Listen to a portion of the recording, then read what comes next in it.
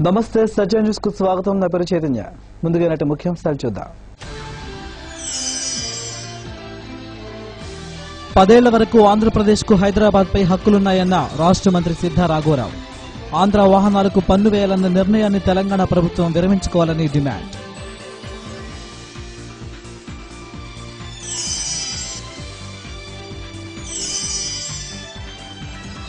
జిల్లాలో దొంగతనాల విషయంలో అప్రమత్తంగా ఉండాలి. జిల్లా ఎస్పీ శ్రీకాంత్ ఆదేశం.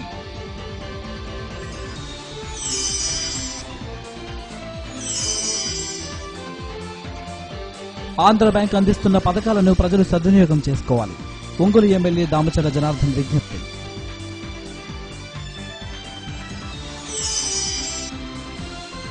పదేళ్ల వరకు హైదరాబాద్ పై ఆంధ్రప్రదేశ్ ప్రజలకు హక్కులున్నాయని రాష్ట్ర రవాణా మరియు రోడ్లు భవనాల శాఖ మంత్రి సిద్ధా రాఘవరావు స్పష్టం చేశారు. తెలంగాణ ప్రభుత్వం ఏపీ నుండి హైదరాబాద్ వెళ్లే వాహనాలకు పన్నులు వేసే ఆలోచనకు స్వస్తి పలకాలని కోరారు. ఒంగోలులోని తన నివాసంలో మంత్రి సిద్ధా రాఘవరావు మీడియా సమావేశం నిర్వహించారు. విభజన చట్టంలో ఉన్న అన్ని నిబంధనలను తెలంగాణ ప్రభుత్వం అనుసరించాలని ఆయన డిమాండ్ చేశారు. 2వ విడత రుణమాఫీ జాబితాను ప్రభుత్వం విడుదల చేసిందని తెలిపారు. ఏడాదిలోగా దొనకొండ ఎయిర్పోర్టును పునరుద్ధరిస్తామని, రామాయపట్నం పోర్టు అభివృద్ధికి ఎకార్డ్ కంపెనీ ముందుకొచ్చిందని చెప్పారు. కామన్ క్యాపిటల్గా 10 సంవత్సరాలు మనకి ట్రాన్స్పోర్ట్ విధానంలో ట్యాక్సెస్ మనం కలెక్ట్ చేయకూడదని అనుకోవటం జరిగింది. దాంట్లో భాగంగా కొంతమంది కోర్టుకు పోవటం, కోర్టు కూడా ఈ 30% వరకు డైరెక్షన్ ఇవ్వడం జరిగింది. ఈ ప్రకారం చేస్తే రాష్ట్రంలో అందరూ కూడా ఇబ్బందికరమైన పరిస్థితి. ఇటు తెలంగాణ సంబంధించిన వెహికల్స్ అన్ని కూడా ఇట్లా వస్తూ ఉంటాయి, ఆంధ్ర వెహికల్స్ కూడా అటు పోవటం జరుగుతూ ఉంది. దీనివల్ల ప్రభుత్వాలకు లాభం వచ్చినా ప్రజల మీద పెద్ద భారం పడే అవకాశం ఉంది. అందువల్ల మా రాష్ట్ర ప్రభుత్వం ముఖ్యమంత్రి గారు మీరు ఆలోచించి నిర్ణయం తీసుకోండి అని చెప్పడం జరిగింది. వారి వైపు నుంచి పాజిటివ్గా వస్తే తప్పకుండా కూడా మా ప్రభుత్వం కోఆపరేట్ చేస్తుంది. తాత లక్ష్మీప్రసాద్ కళ్యాణమండపంలో జరుగుతున్న అష్టలక్ష్మి యాగం వైభవపేతంగా జరుగుతుంది. మహిళలు అత్యంత భక్తి శ్రద్ధలతో ఈ కార్యక్రమంలో పాల్గొని పూజాధికారులు నిర్వహిస్తున్నారు. అష్టలక్ష్మి యాగ పీఠాధిపతి పీతాంబరం రఘునాథాచార్య కార్యక్రమాన్ని నిర్వహించారు.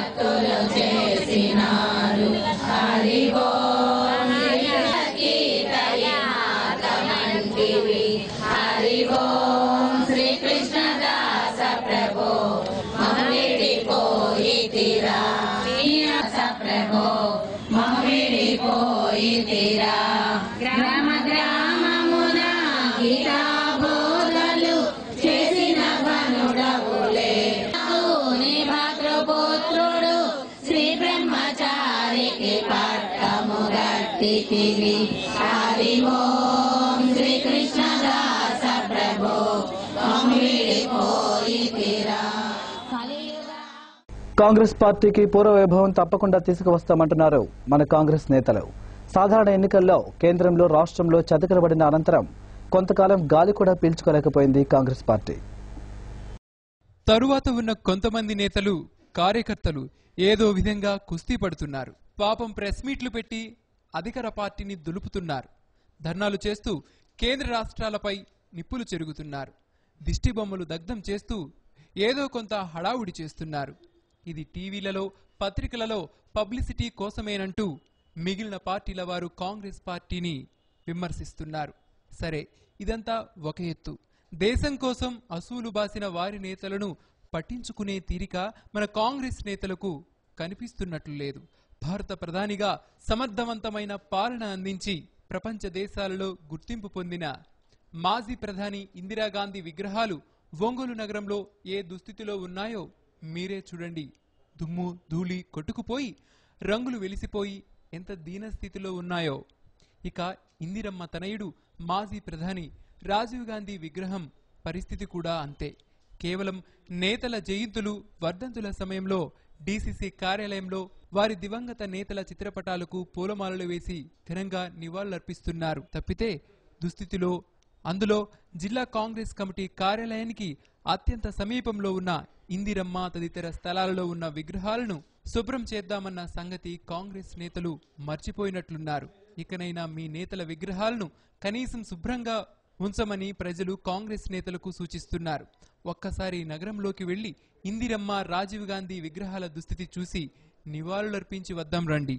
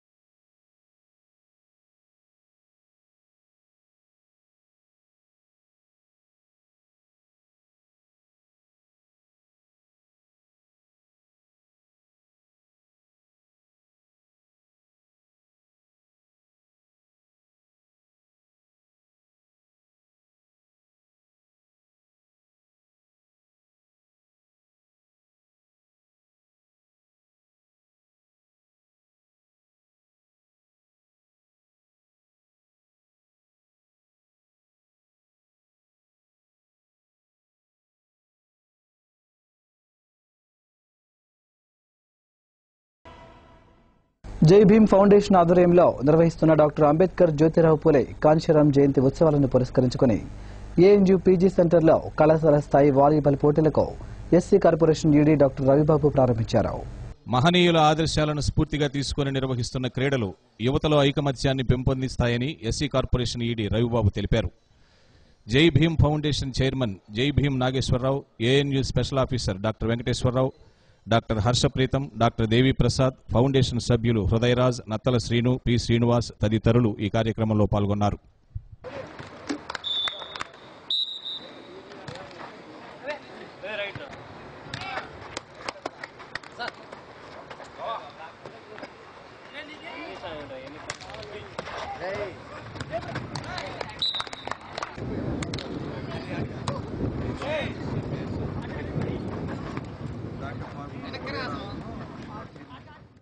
ముఖ్యంగా యువకులకి ఇట్లాంటి క్రీడల పట్ల అవగాహన పెంచుకొని అదేవిధంగా మహనీయులను ఒకసారి గుర్తు చేసుకొని వారు అడుగుజాడు నడవాలని కోరుకుంటూ ఇటువంటి కార్యక్రమాలు ఇంకా ముందు ఎన్నో చేయాలని మన జేబీఎం ఫౌండేషన్ సంస్థ వారికి నేను కోరుతూ సామాజిక ఉద్యమకారులైనటువంటి బాబాసాహెబ్ అంబేద్కర్, పూలే, కాన్శీరాముల యొక్క ఆలోచన ఈరోజు 31వ తారీఖు కాలేజ్ లెవెల్ వాలీబాల్ పోటీని నిర్వహిస్తున్నాం.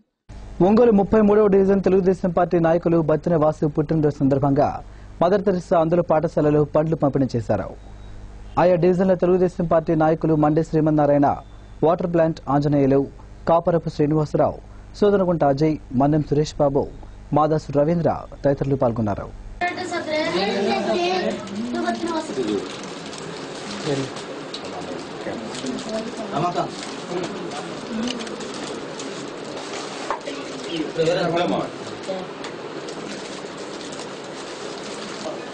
అనేది పిలవండి.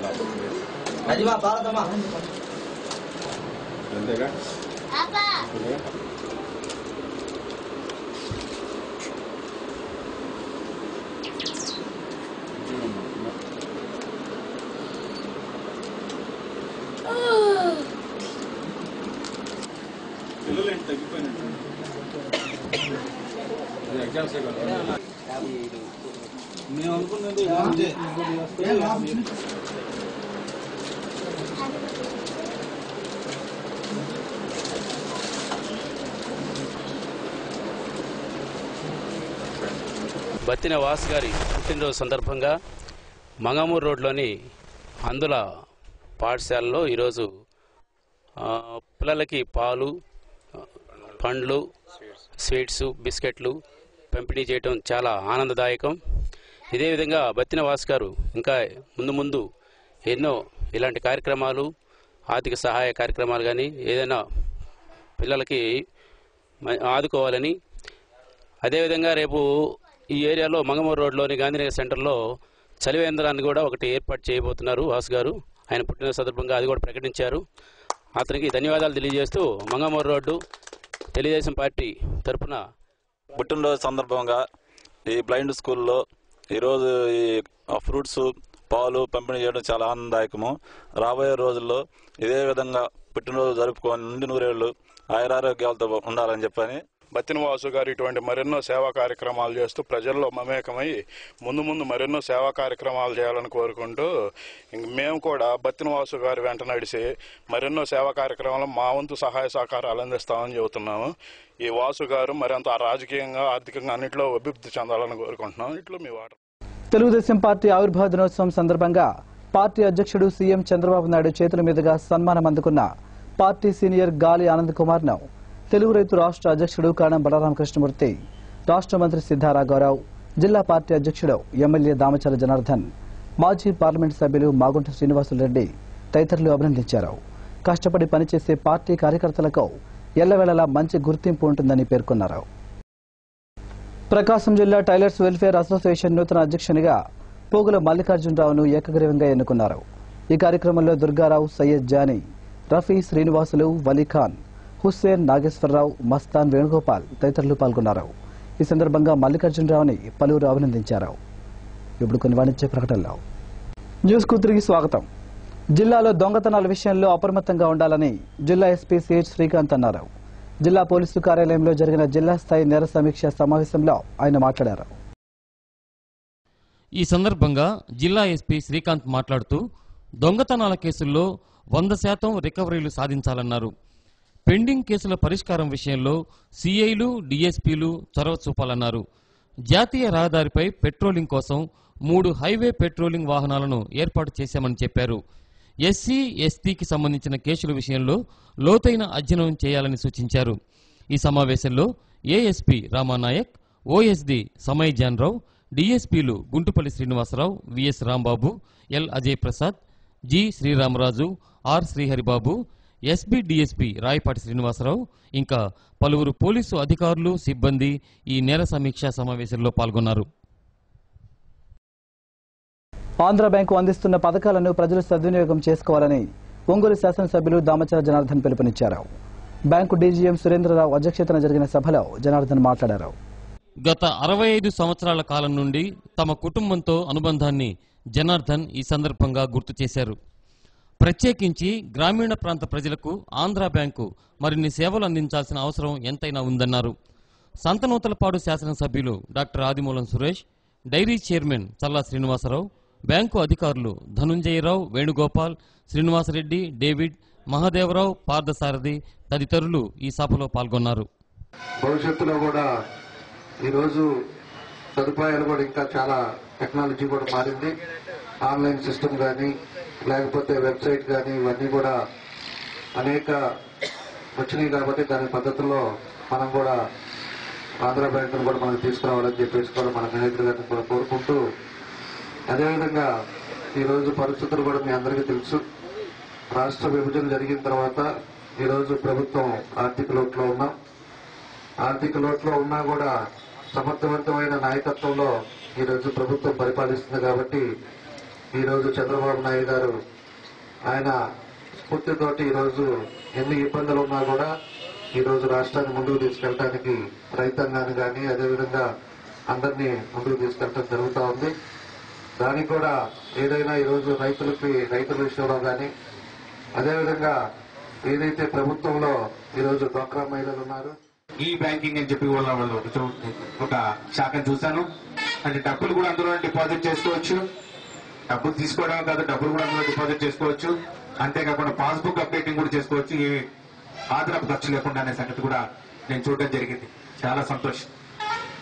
ఇంత ఆధునిక పరిజ్ఞానం వలన మరి బ్యాంకింగ్ లావాదేవీలు ఇంత సులభతరమైనప్పుడు ఖచ్చితంగా కొన్ని ఇబ్బందులు కూడా ఎదురవుతాయనే సంగతి కూడా మరి బహుశా డీజీఎం గారు చెప్తారేమో.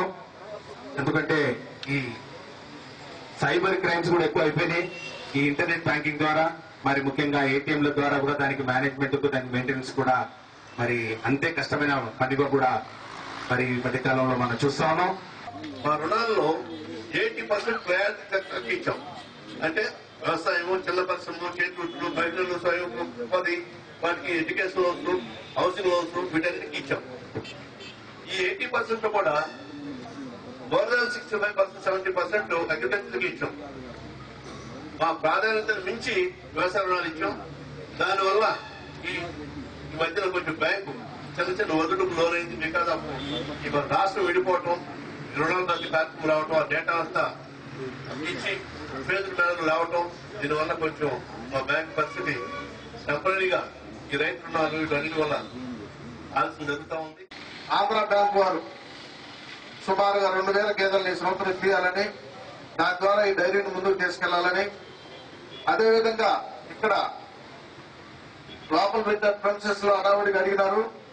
నెక్స్ట్ మేము ప్రెమిసెస్ అక్కడ కట్టించి సెంట్రల్ ఏసీ బిల్డింగ్ కట్టించిస్తామని, దానికి డీజీఎం గారు పూర్తి మద్దతు ఇస్తే ఇక్కడుండే ఇండస్ట్రీస్ అందరూ కూడా ఇక్కడ అకౌంట్ ఓపెన్ చేసుకుని దీన్ని అతి త్వరలోనే 50 కోట్ల నుంచి 100 కోట్ల దాకా తీసుకెళ్లాలని, ఈ సంవత్సరం పూర్తిగా అందరినీ కలిసి వాళ్ళ శక్తివంచం లేకుండా పనిచేసి ఈ బ్రాంచ్ ని స్పెషలైజ్డ్ బ్రాంచ్ గా, ఎందుకంటే దీనికి అవకాశాలు ఉన్నాయి. మొత్తం ఇండస్ట్రీస్ అంతా ఇక్కడే ఉన్నాయి. ఒక అకౌంట్ మంచి తెచ్చుకుంటే 20 కోట్లు, 10 కోట్లు, 10 కోట్లు కష్టపడుతున్నారు. నగరంలోని 4 చక్రాల బండ్లకు, తోపుడు బండ్లకు పెంచిన ఆశీలను వెంటనే ఉపసంహరించుకోవాలని ఒంగోలు నగర స్ట్రీట్ వెండర్స్ యూనియన్ నాయకులు డిమాండ్ చేశారు. ఈ కార్యక్రమంలో సిపిఎం నగర కార్యదర్శి జీవి కొండారెడ్డి, యూనియన్ కార్యదర్శి ఎం లక్ష్మీనారాయణ, గౌరవాధ్యక్షులు జి రమేష్, సిఐటియు నగర కార్యదర్శి బి వెంకట్రావు, సురేష్, రాజు, రమేష్, వెలుగొండారెడ్డి, ఖాన్, కాళేశ తదితరులు పాల్గొన్నారు.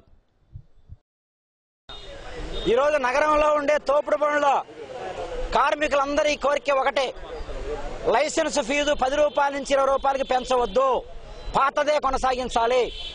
రెండోది, కొత్తగా చెత్త పన్ను లైసెన్స్ ఫీజు వేయాలనే ఆలోచనల్ని విరమించుకోవాలి. మూడోది, అందరికీ గుర్తింపు కార్డులు ఇవ్వాలి. 4, రోడ్డు మార్జిన్ వ్యాపారస్తుల మీద మున్సిపాలిటీ ట్రాఫిక్ పోలీసుల యొక్క వేధింపులు, దాడులు, దౌర్జన్యాలు ఆపాలని మేము డిమాండ్ చేస్తున్నాం. ఈ డిమాండ్ల సాధన కోసం గత 15 రోజుల నుంచి కలెక్టర్ గారిని, కమిషనర్ గారిని కలిసి ఉన్నాం. వాళ్ళ వైపు నుంచి సానుకూలంగా సమాధానం రాని నేపథ్యంలో ఈ రోజు మేము ఈ ఆందోళన కార్యక్రమం చేపట్టడం జరిగింది. 10 రూపాయల నుంచి 20 రూపాయలు పెంచారు. ఎమ్మట్లే రద్దు చేయాలని 74 లక్షలు ఉన్న పాటని 96 లక్షలు పాడారు. ఇక్కడ కాంట్రాక్టర్ 1,40,00,000 రూపాయలు లబ్ధి పొందుతున్నాడు. అంటే కాంట్రాక్టర్ 3 రెట్లు మన దగ్గర డబ్బులు వసూలు చేస్తా ఉన్నారు. అటు మున్సిపాలిటీ వాళ్ళు తినటం లేదు, ఇటు ప్రజలకు రావటం లేదు. ఏదైనా వీళ్ళ మీద తోపుడు బండ్ల వాళ్ళ మీద వసూలు చేసి దోపిడీ చేస్తా ఉన్నారు. మేము మా కాడ 10 రూపాయలు పోయిన సంవత్సరం తీసుకున్నారు. ఈ సంవత్సరం 20 రూపాయలు అంటున్నారు. కాబట్టి గవర్నమెంట్ మా ఎందు దయ ఉంచి 10 రూపాయలే చేయించి మా అందరికీ, బళ్ళోళ్ళందరికీ ఉచితం, బళ్ళు లేని వాళ్ళందరికీ, అందరూ అద్దె బళ్ళోళ్ళు కాబట్టి అందరికీ గవర్నమెంట్ వారు తలా ఒక బండి ఉచితంగా అందరికి ఒక బండి ఏర్పాటు చేసి వాళ్ళకి ఎక్కడైతే అమ్ముకుంటున్నారో అక్కడే అమ్ముకునేటట్టుగా స్థలం చూపించవలసిందిగా కోరుకుంటున్నాం. పెరుగుతున్న వేసవి దృష్ట్యా వడగాల్పుల నుండి తీసుకోవాల్సిన జాగ్రత్తలపై ప్రజలకు అవగాహన కల్పించేందుకు వైద్యాధికారులతో ప్రత్యేక సమావేశాలు నిర్వహిస్తున్నట్లు జిల్లా వైద్యాధికారి డాక్టర్ యాస్మిన్ తెలిపారు. ప్రజలు ఎండ వేడిమికి తీసుకోవాల్సిన జాగ్రత్తలపై ఆమె సలహాలు ఇచ్చారు. మనకి సీజన్ చేంజ్ అయింది కాబట్టి, సమ్మర్ వస్తుంది కాబట్టి సమ్మర్లో వచ్చే సీజనల్ డిసీజెస్ ప్రాబ్లమ్స్ వస్తూ ఉంటాయి. ఎక్కువగా వాటర్ బాండ్ డిసీజెస్ వస్తూ ఉంటాయి అన్నమాట. ఎందుకంటే నీరు మనకి దొరకటం తక్కువ, అంతేకాకుండా పైప్ లైన్స్ అవి కొంచెం లీకేజెస్ వచ్చి వాటర్ బాండ్ డిసీజెస్ ఎక్కువగా ఉంటాయి. అవి ఏంటంటే గ్యాస్ట్రోఎంటరైటిస్ అంటే వాంతులు, విరోచనాలు, typhoid, cholera, hepatitis. Andhra Pradesh revenue services association రాష్ట్ర శాఖ ఆధ్వర్యంలో విశాఖపట్నంలో జరగనున్న రాష్ట్ర స్థాయి ఆటల పోటీల్లో పాల్గొనే జిల్లా జట్టు ఎంపిక ప్రక్రియ ఏప్రిల్ 2-3 తేదీల్లో ఉదయం 9 గంటల నుండి ఒంగోలు నవోదయ స్కూల్లో జరుగుతుందని ఏపీఆర్సీ జిల్లా అధ్యక్షులు కెఎల్ నరసింహారావు, కార్యదర్శి ఆర్ వాసుదేవరావు ఓ ప్రకటనలో తెలిపారు. వీఆర్ఓ నుండి డిప్యూటీ కలెక్టర్ల వరకు ఇందులో పాల్గొనవచ్చునని తెలిపారు. ఇప్పుడు కొన్ని వాణిజ్య ప్రకటనలు. న్యూస్ కు తిరిగి స్వాగతం. 2013 నుండి ఆర్టీసీ కార్మికులకు అమలు చేయాల్సిన పే స్కేల్ను అమలు చేయాలని, దీంతో పాటు వివిధ సమస్యలపై హైదరాబాద్లో ఎన్ఎంయూ నేతలు చేస్తున్న నిరాహార దీక్షలకు సంఘీభావంగా ఒంగోలు ఆర్టీసీ డిపోలో ఎన్ఎంయూ ధర్నా నిర్వహించింది. డిపో కార్యదర్శి బి శివాజీ ధర్నానుద్దేశించి ప్రసంగిస్తూ ఆర్టీసీని విభజించి కార్మికులపై పనిభారం పెంచే జీవో నెంబర్ 108ని రద్దు చేయాలని, కాంట్రాక్ట్ పని విధానాన్ని రద్దు చేసి కాంట్రాక్ట్ కండక్టర్స్, డ్రైవర్లను పర్మినెంట్ చేయాలని డిమాండ్ చేశారు. డిపో ఎన్ఎంయూ అధ్యక్షులు బుల్రెడ్డి, హనుమంతరావు, రామలింగారెడ్డి, ఇతర కార్మికులు 60 మంది ఈ ధర్నాలో పాల్గొన్నారు.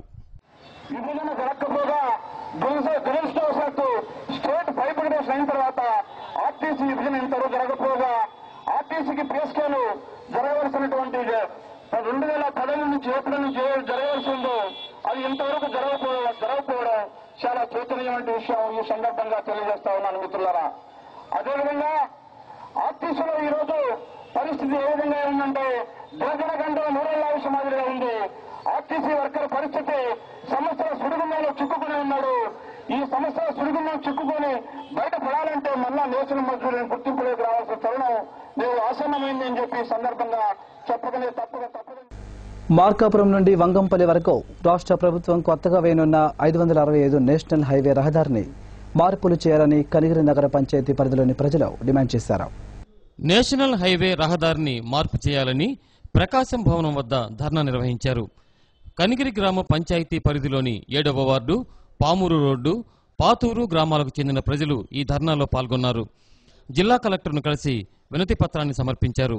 ఈ ధర్నాలో కనిగిరి వాసులు Madala Suribabu, Madala Subbarao, T Venkatareddy, B Ravikumar, CH Madhu, K Murali, Achala Narsareddy, Achala Nagireddy, CH Kotamma, Alluri Reddy, Ravanamma, Adilakshmi, Madhavi తదితరులు పాల్గొన్నారు. సాగట్టు వగ్గంపల్లి సాగట్టు ఏర్పాటు వేయు ఈ నేషనల్ హైవేని కనిగిరి నగర పంచాయతీలో నుండి వెళుతున్నది. దీనిని పామూరు రోడ్డు, కాసిరెడ్డి నగర్, పాతూరు వారు వ్యతిరేకిస్తున్నారు. అంటే ఊర్లో నగర పంచాయతీ గ్రామంలో నుంచి కాకుండా ఊరి నగర పంచాయతీ బయట నుండి, కాసిరెడ్డి నగర్ బయట నుండి మన గవర్నమెంట్ డిగ్రీ కాలేజ్ పైనుంచి వేస్తే బాగుంటుందని ఈ కనిగిరి చెరువు పక్క నుంచి వేస్తున్నారు. ఇది తాగునీటికి ఏర్పాటు చేస్తున్నారు. అదీనుగాక కనిగిరి పంట పొలాలకు కూడా ఇబ్బంది అయిపోతుంది. మున్సిపాలిటీ వాళ్ళు కూడా ఈ నేషనల్ హైవేని ఊర్లో నుంచి కాకుండా ఊరి వెలుపల నుంచి వేయాలని చెప్పి తీర్మానం కూడా చేశారు. ఈ ఊర్లో నుంచి ఈ యొక్క నగర పంచాయతీ లిమిట్స్ లో నుంచి ఈ నేషనల్ హైవే 565 వెళితే దాదాపు ఒక 400 ఇళ్లు నష్టమవుతా ఉన్నాయి. పూర్తిగా ఆస్తి నష్టం జరుగుతుంది. కాబట్టి ఈ ఆస్తి నష్టం జరగకుండా ప్రజలకి, గ్రామ ప్రజలకు ఇబ్బంది లేకుండా ఊరి వెలుపల నుంచి దీన్ని దయచేసి మార్చవలసిందిగా తమనందరినీ ప్రార్థిస్తున్నాము. నగర పంచాయతీ పరిధి నుంచి బయటిగా ఈ రోడ్డుని వేయాలని చెప్పేసి ఈ రోజు కలెక్టరేట్ దగ్గర ధర్నా చేయడం కోసం నిర్ణయం చేసుకున్నాం.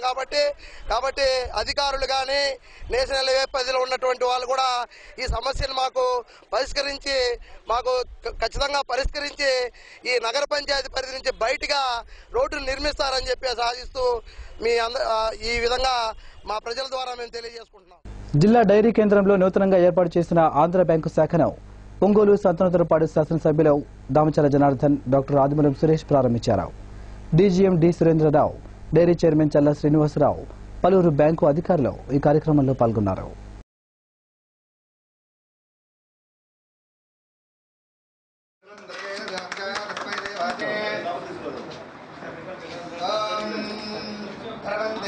అయం ముహూర్తస్సు ముహూర్తోస్తు ధర్మం ధర్మేణ అభిషా తస్మై దేవాది బ్రహ్మణ్యం అయం చ బ్రహ్మేశ్వర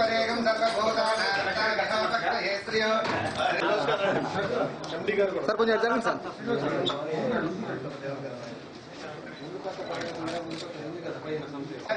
ముగ్గురు పడితే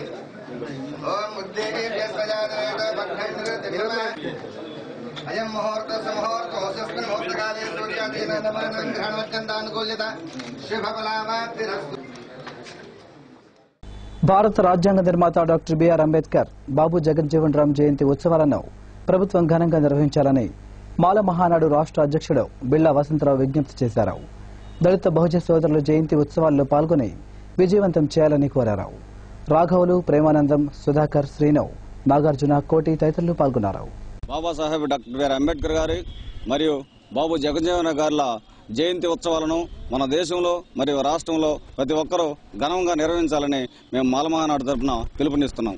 అంతేకాకుండా మన రాష్ట్రంలో ప్రత్యేకంగా చొరవ తీసుకొని సంబంధిత మంత్రి గారు 13 జిల్లాల్లో ఉన్నటువంటి కలెక్టర్ గారితోనూ మరియు సాంఘిక సంక్షేమ శాఖ ఉప సంచాలకులతోనూ ప్రత్యేకమైన కమిటీలను ఏర్పరిచి ఈ కమిటీల ద్వారా ఈ జయంతి ఉత్సవాలను విరివిగా ఘనంగా నిర్వహించాలని మాల మహానాడు తరఫున పిలుపునివ్వడం జరుగుతుంది.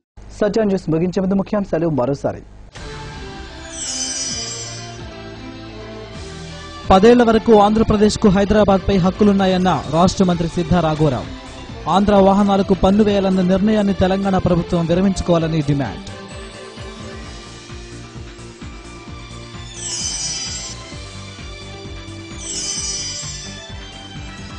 జిల్లాలో దొంగతనాల విషయంలో అప్రమత్తంగా ఉండాలి. జిల్లా ఎస్పీ శ్రీకాంత్ ఆదేశం.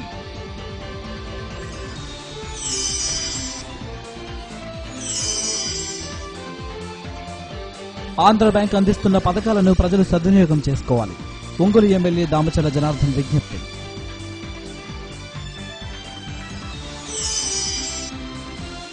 సత్య న్యూస్ లో నేటి మాట. దీపం తాను వెలుగుతూ ఉంటే తప్ప మరో దీపాన్ని వెలిగించలేనట్లే నిరంతరం నేర్చుకుంటూ ఉంటే తప్ప ఇతరులకు ఏమీ బోధించలేము. సత్య న్యూస్ ఇంతటితో సమాప్తం. తిరిగి మరో బుట్టలో కలుసుకుందాం. నమస్కారం.